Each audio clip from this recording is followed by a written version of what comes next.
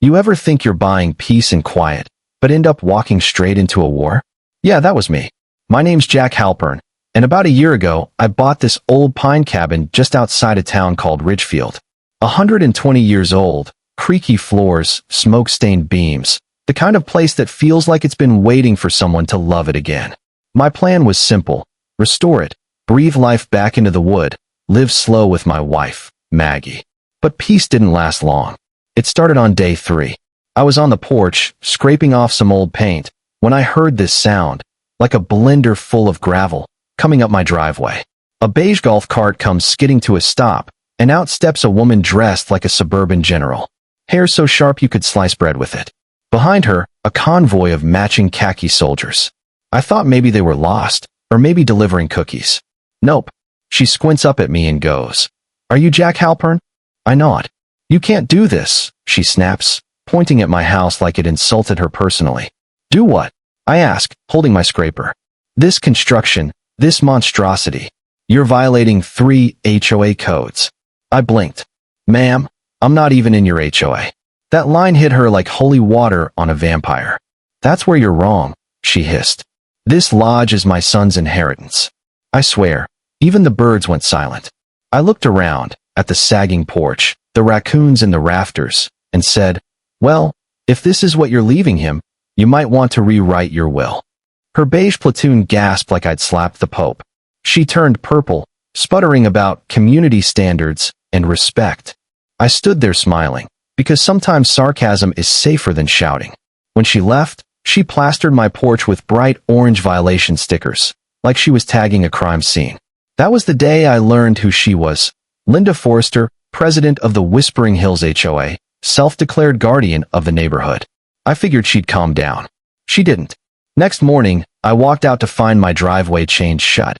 Heavy links, padlock, big sign reading private property of Whispering Hills Estates.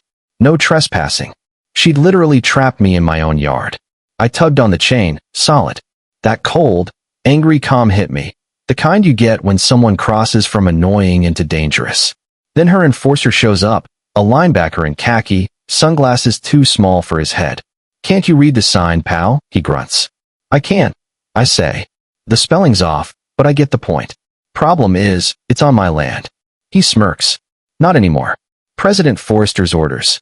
You want to leave, file a vehicle access request, 72 hours to process." I laughed, because it was either that or throw something. "You're kidding, right?" He steps closer, chest puffed out. Do I look like I'm kidding? I held my phone low, thumb on record. "So you're saying you're blocking me from leaving my property? Even if my wife needed a doctor?" He shrugs. "Not my problem." And that's when he shoved me, hard, right in the chest. The phone caught it all. Every second. That night, I installed cameras on every corner of the property.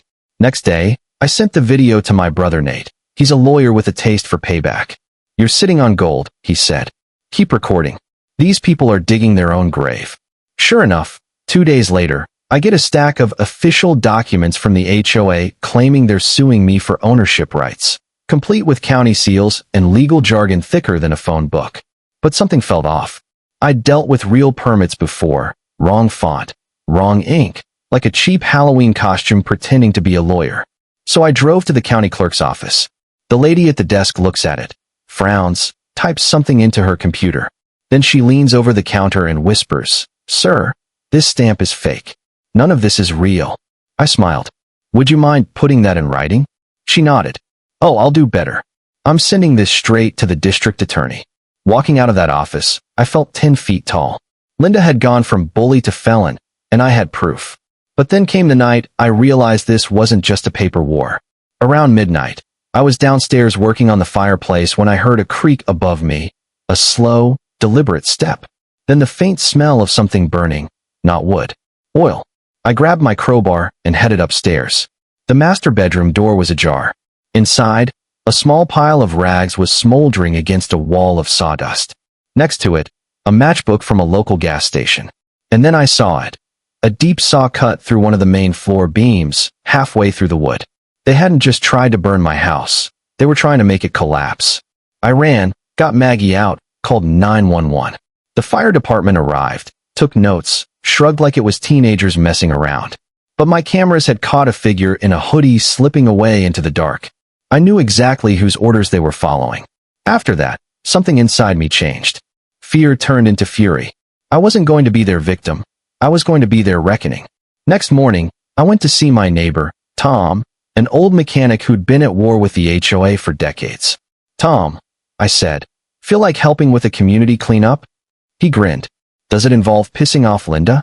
We spent the afternoon tearing down every illegal HOA sign she'd nailed onto county property and dropped the whole pile at the sheriff's office. Called it lost property. The deputy looked at the heap of signs, then at me, and said, "We'll keep these safe in evidence." But I wanted more than payback. I wanted the truth. Tom told me about an old survey map proving my land was never part of the HOA. I found the county surveyor, Mr. Millen, a man who'd been mapping this land longer than I'd been alive. He dug out a 100-year-old plat showing my 5 acres clearly marked, excluded from HOA jurisdiction. I asked him to come stake the line himself, and I invited Linda to watch. That morning was something out of a movie. The surveyor worked his way across the property, planting flags, while neighbors gathered on both sides. Linda stood there with her clipboard, fake smile cracking more with each hammer strike. When it was done, Millen unrolled the map and announced, "The Black Pine Lodge lies completely outside HOA limits. Always has, always will. Any attempt to claim otherwise is a criminal offense." The silence after that was pure poetry. Linda's face went from disbelief to panic. But I saw something else in her eyes, fear. Not of losing power, but of losing something bigger. That night, the answer arrived in my inbox. An anonymous email. "Look into Linda's deal with Stone Ridge Development. She's been hiding it for over a year." Attached were documents, bank transfers, emails, contracts. Turns out, she'd been secretly negotiating a $2 million side deal to sell the entire neighborhood to a developer. The only catch: she needed my land to complete the parcel. My cabin was the missing puzzle piece standing between her and that payday. Everything clicked: the fake notices, the threats, the arson. It was all about money. She'd been willing to risk prison, even burn us out, just to cash her golden ticket. I didn't sleep that night. I spent it building a presentation. Screenshots, emails, video proof, all of it. The HOA's annual meeting was 2 weeks away, and I was going to turn it into Judgment Day. When the night came, the community hall was packed, more people than they'd ever had. Linda sat at the front table, trying to look calm, her board behind her like nervous statues. When she opened the floor for new business, I stood up. She sneered, "You're not a member, Jack." Before she could finish, an old judge, my friend Sam, sitting in the front row, spoke up. "The man has the right to speak. Let's hear him." I hooked up my laptop and said, "Good evening, everyone. You deserve to know what your president's been doing behind your backs." Slide by slide, I laid it all out. The video of her goon shoving me, the fake lawsuit, the county letter proving forgery, and finally, the smoking gun, the $2 million contract with Stone Ridge Development, her personal payout highlighted in bright red. The room exploded. People shouting, pointing, standing up, rage, betrayal, disbelief. Linda tried to gavel the noise down, but it was over. Someone yelled, "Vote her out."